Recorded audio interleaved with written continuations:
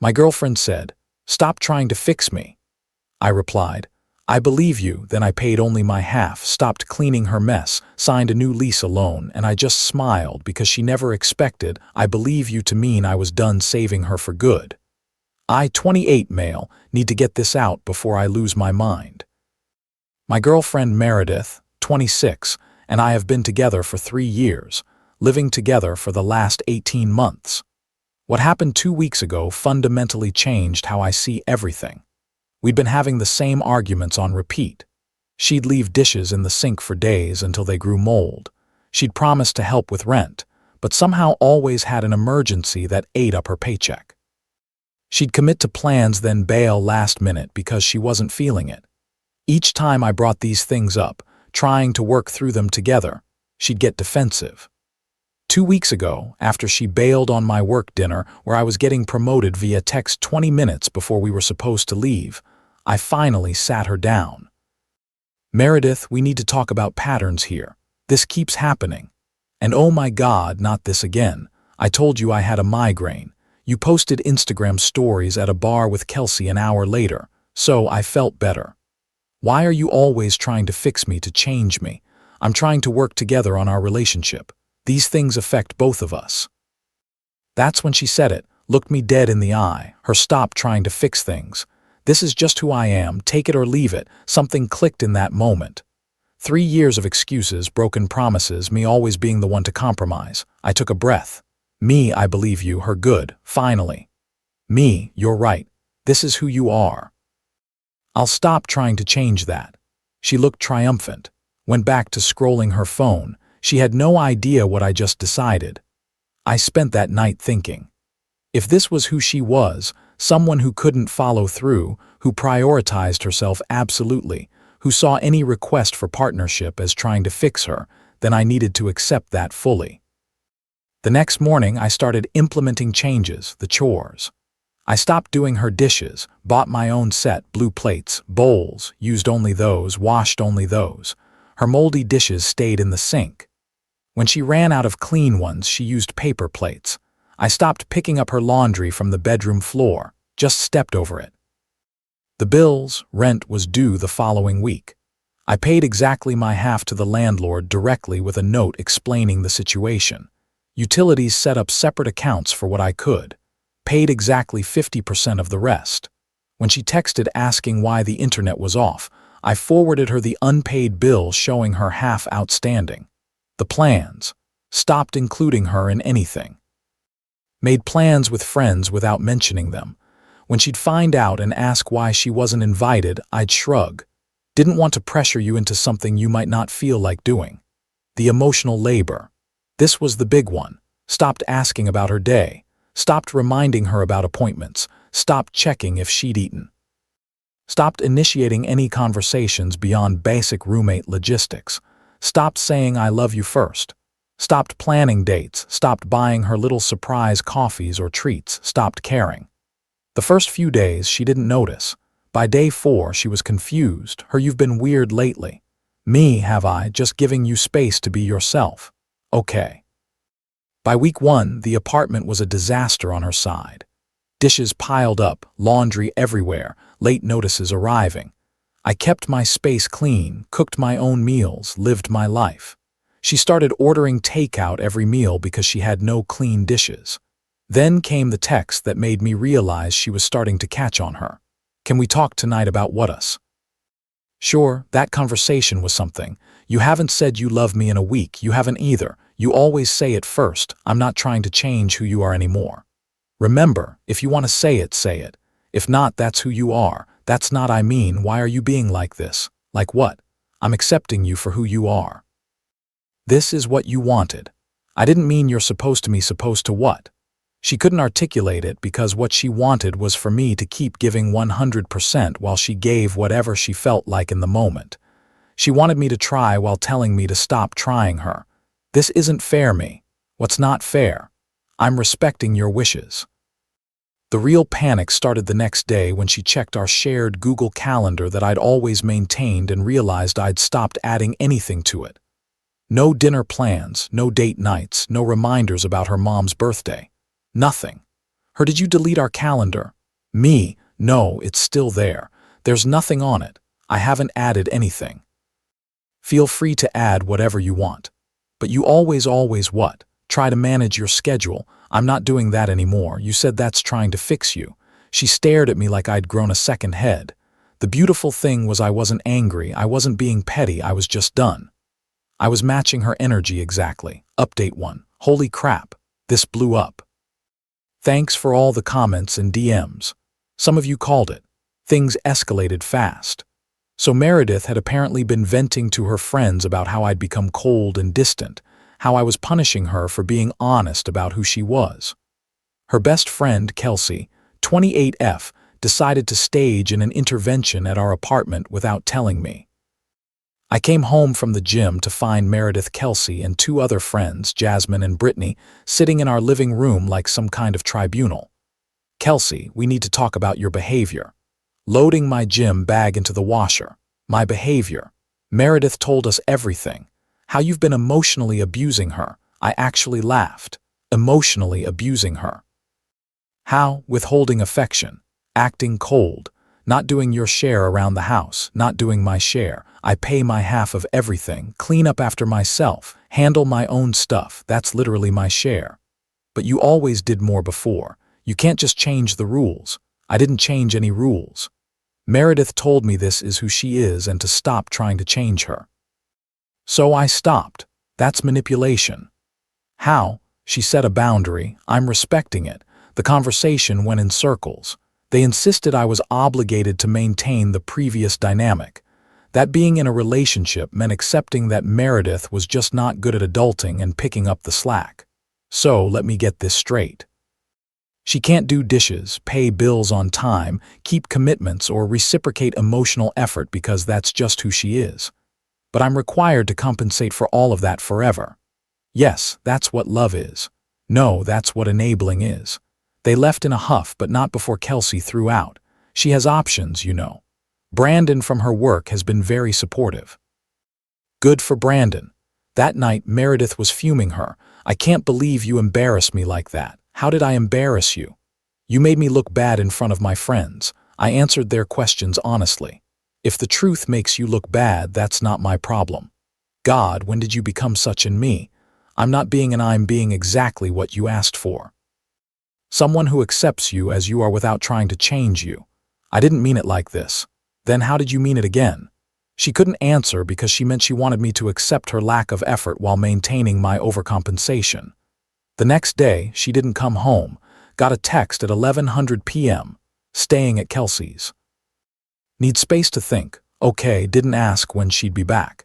Didn't ask if she was okay. Didn't offer to talk. Just okay. She was back the next evening. Clearly expecting me to ask where she'd been to be worried to fight for us. I was meal prepping in the kitchen. Me, hey, that's it. Hey, what else would you like me to say? I was gone all night. Moo said you needed space. I gave it to you. You didn't even care where I was. You're an adult. You told me where you were. What's there to care about? She started crying then. Not the manipulative tears I'd seen before when she wanted to end an argument, but real confused tears. Her, this isn't how it's supposed to work. Me, how?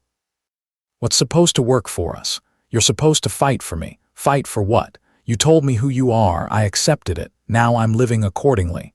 But I love you. Do you? Because in 3 weeks, you haven't said it once unless I said it first. You haven't initiated a single conversation about our day. You haven't suggested a single date. You haven't done one thing that suggests you love me beyond saying it when you want something from me.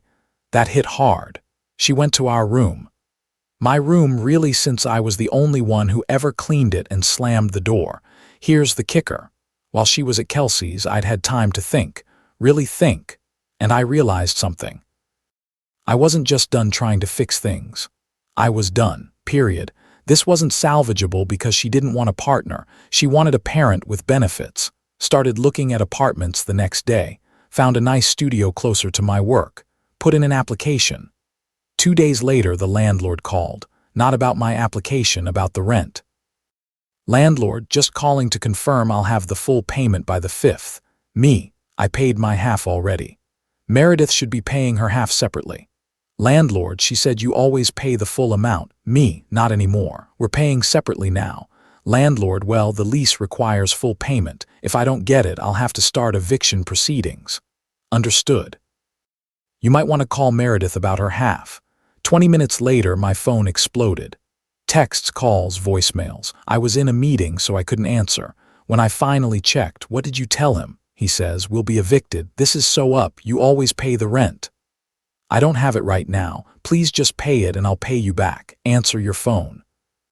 This is abusive. You're trying to make me homeless. I texted back once. You have 3 days to figure it out. Maybe ask Brandon from work since he's so supportive. Then I muted the conversation. That evening, she was waiting by the door when I got home, full panic mode. Her, you have to pay the rent. Me, no, I have to pay my half, which I did. Her, I don't have $750. Sounds like a you problem. Her, where am I supposed to get it? From your job, from your savings, from your parents, from Brandon? I don't know. Meredith, you're an adult. My parents will kill me if they know I can't pay rent. Then I guess you better figure it out. How can you be so cruel? Me, I'm not being cruel. I'm treating you like the independent adult you claim to be. This is who you are. Remember someone who doesn't need anyone trying to fix their problems. She called her parents. I could hear her in the bedroom spinning some story about how I was financially abusing her, how I'd suddenly changed all the rules, how she was being victimized. Her dad called me an hour later. Her dad, what's this about you refusing to pay rent? Me, I paid my half. Meredith is responsible for her half. Her dad, that's not how relationships work, son. With all due respect, your daughter told me to stop trying to change her and accept who she is. She's someone who struggles with financial responsibility. I've accepted that and adjusted accordingly. So you're going to let her be evicted. I'm going to let her experience the consequences of her choices. She's had 3 years of me covering for her. She told me to stop trying to fix things.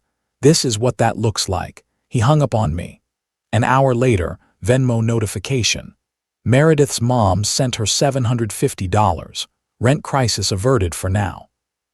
But I knew this was just the beginning. She'd shown me who she was. I believed her. And now she was mad about it. My apartment application got approved that night. Move-in date 2 weeks. Time to make this done official. Update 2. Didn't expect to update so soon, but things went absolutely nuclear. So Meredith's parents paid her rent, but apparently they weren't happy about it. Her mom called her the next morning and, according to the screaming match I could hear through the bedroom door, gave her an ultimatum. Get her act together or move back home. Meredith came out looking like she'd been through war. Her, I need to talk to you, making breakfast. Okay, her. My parents are threatening to cut me off. That sucks. That's all you have to say. What would you like me to say? I don't know, maybe care, maybe help me figure this out. You told me to stop trying to fix things. This sounds like you wanting me to fix things. She literally screamed in frustration and stormed back to the bedroom. I ate my eggs in peace. That afternoon, while I was at work, she apparently decided to take matters into her own hands. I got a text from my landlord. Your girlfriend just came by asking to be removed from the lease. Says you're forcing her out. What's going on? I called him immediately. Me, I'm not forcing anyone out. What did she say exactly? That you're emotionally abusive and she needs to get away from you. She wants off the lease ASAP. Well, that works out perfectly. I actually have a new place lined up. I'm happy to sign a lease termination if she is. Oh, she seemed to think you'd fight it. Me, nope. When can we make this happen? I can have papers ready by tomorrow, but you both need to be out by end of month. Me, perfect. Here's where Meredith played herself. She thought threatening to leave would make me panic and beg her to stay. She thought I'd fight to keep her, promised to go back to the old dynamic. Instead, I called her bluff. Got home that evening to find her and Kelsey in the living room. Kelsey was holding Meredith while she cried. Are you happy now? Look what you've done. What have I done, Kelsey? She went to remove herself from the lease because she can't live like this anymore. Great news, landlord called. We can sign the termination papers tomorrow. We both need to be out by the 30th. The room went silent. Meredith's head snapped up. Her what? You want off the lease? I want off the lease. Win-win. I already have a new place. You already have a place. Me. Yep, studio apartment, move in on the 28th. You were planning to leave her. I was planning to leave a situation where I'm expected to be a caretaker, not a partner. Meredith just made it easier by initiating the lease termination. I didn't think you'd agree. Why wouldn't I?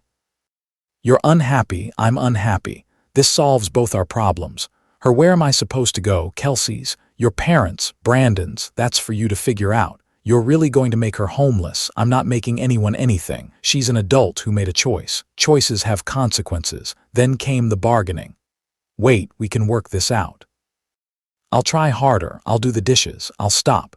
This is who you are. Remember, I'm not asking you to change. I'm just choosing not to live with it anymore, but I love you. You love what I do for you. There's a difference. That must have struck a nerve because she went from sad to angry real quick. Hey, fine, you want to throw away 3 years. Fine, but don't come crawling back when you realize what you've lost. Me noted. The next 24 hours were a show. She went on social media telling everyone I was kicking her out, that I was abusive, that I was abandoning her. The messages started rolling in. How could you do this to her? She loves you, bro. Work it out. You're really showing your true colors. She deserves better. I didn't respond to any of them, but I did make one post for everyone concerned about the situation. Meredith requested to be removed from our lease. I agreed. We're both adults making adult choices. That's all there is to it. Then she tried a new tactic. Suddenly she was the perfect girlfriend. Cooked dinner, burned spaghetti. But hey, she tried. Did all the dishes, cleaned the bathroom, wore the lingerie I bought her 2 years ago that still had tags on it. Snuggling up to me on the couch. See, I can be better. We don't have to do this. Meredith, you're not being yourself. You're performing what you think I want. Isn't that what you wanted for me to try? No, I wanted a partner who naturally reciprocated effort. You're showing me this isn't natural for you. It's forced. How long could you keep this up? A week? A month? Before you resent me for making you do it. She deflated because we both knew the answer, her. So that's it. You're really done. Me. I've been done since the night you told me to stop trying. I just needed you to see it too. The next morning we signed the lease termination papers. The landlord, cool guy that he is, pulled me aside after. Landlord, for what it's worth, I get it. Had a tenant like her before. Always excuses, always someone else's fault. You're doing the right thing. When we got back to the apartment, reality hit her. She had 2 weeks to find a place to live, and apparently her options were limited. Her parents demanded she move back home and get her life together, which meant moving back to her small hometown 3 hours away. Kelsey. Apparently, her roommate said absolutely not. Meredith had crashed there before and left the place a mess. Brandon from work. Yeah, about that. Turns out he has a girlfriend who wasn't thrilled about Meredith's sudden interest in couch surfing. Her other friends. Funny how quick they were to offer emotional support, but not actual help. She spent the next 3 days frantically apartment hunting, but with her credit score, which I now know is in the 500s, and no savings for a deposit. Not happening. Please just let me stay here for another month. I'll sleep on the couch. I'll find a place. I promise me. No, you have your parents as an option. Take it. Her, I can't move back there. My life is here. Then you should have thought about that before treating your life here like someone else's responsibility. Final update. Moving day came faster than expected. I'd slowly been packing my stuff, and it was revealing just how much of our apartment was actually mine. The TV, the couch, the dining table, the kitchen appliances, the bedroom furniture, all stuff I'd bought before or during our relationship. She'd contributed some throw pillows and wall art. The night before move out, she made one last desperate play, showed up at my bedroom door in lingerie again. Her one last night for old time's sake. Me. Know her. Seriously, you won't even me. Meredith, you're trying to use sex as currency. That's just reinforcing why this needs to end. She broke down then. Not manipulative tears, but genuine sobbing. Her. I don't know how to be different. This is all I know, and that's not your fault. But it's not my responsibility to fix either. What am I supposed to do? Me. Figure it out like adults do. Maybe moving back home will give you time to work on yourself. You know what? Screw you. You never loved me. You loved feeling superior. You loved being needed. Maybe there's some truth to that, which is another reason this needs to end. We're not good for each other. She spent that last night at Kelsey's. I finished packing in peace. Moving day was anticlimactic. The movers came at 800 a.m., had everything loaded by 1,000. Meredith showed up at 9:30 with her dad and a U-Haul. She wouldn't look at me. Her dad shot me dirty looks but didn't say anything. The apartment looked so empty with all my stuff gone. Her things barely filled a corner. Really drove home how one-sided everything had been. As I was doing a final walkthrough, she approached one last time. Her, "I hope you're happy. I hope we both find happiness." Her, don't act noble. "You destroyed us." Me, "No, Meredith. You told me who you were. I believed you. We destroyed us together. I handed my keys to the landlord and left. Didn't look back." The aftermath was interesting. Got a few more angry texts from her friends. Kelsey sent a particularly nasty one about how I'd ruined Meredith's life. I finally responded. Meredith is 26 years old. She chose to not do chores, not pay bills on time, not hold a steady job, not save money, not maintain her credit, not reciprocate emotional effort, and to tell me this was who she was and to stop trying to change it. I accepted her choice. The consequences of those choices are not me ruining her life. They're her life catching up to her. Blocked them all after that. From what I heard through mutual acquaintances, she did move back with her parents, got a job at her mom's office, posts vague quotes about narcissistic exes on social media, still tells people I financially abused her. Me, I'm good. My studio is small, but it's mine. It stays clean because I clean it. The bills are paid because I pay them. The fridge has food because I shop for it. There's no drama, no excuses, no constantly feeling like a parent to an adult child. Started therapy to work on why I stayed so long. Turns out I did have a bit of a savior complex. Needed to be needed. Working on that. The best part, the peace. My God, the peace. I didn't realize how exhausting it was constantly compensating for someone else's refusal to adult. How much mental energy I spent reminding, planning, fixing, covering. Had coffee with a coworker last week. She paid for her own without making it weird. Showed up on time, contributed to the conversation equally. It was normal, and normal felt revolutionary. Looking back, Meredith did me a favor with that fight. This is just who I am. 8 words that set me free because she was right. That was who she was. Someone who saw partnership as optional, effort as criticism, and accountability as abuse. And me, I'm someone who believes people when they tell me who they are. Thanks for following this journey, Reddit. For those asking, no, I don't regret it. No, I don't miss her. And no, I wouldn't take her back if she changed because she was right about one thing.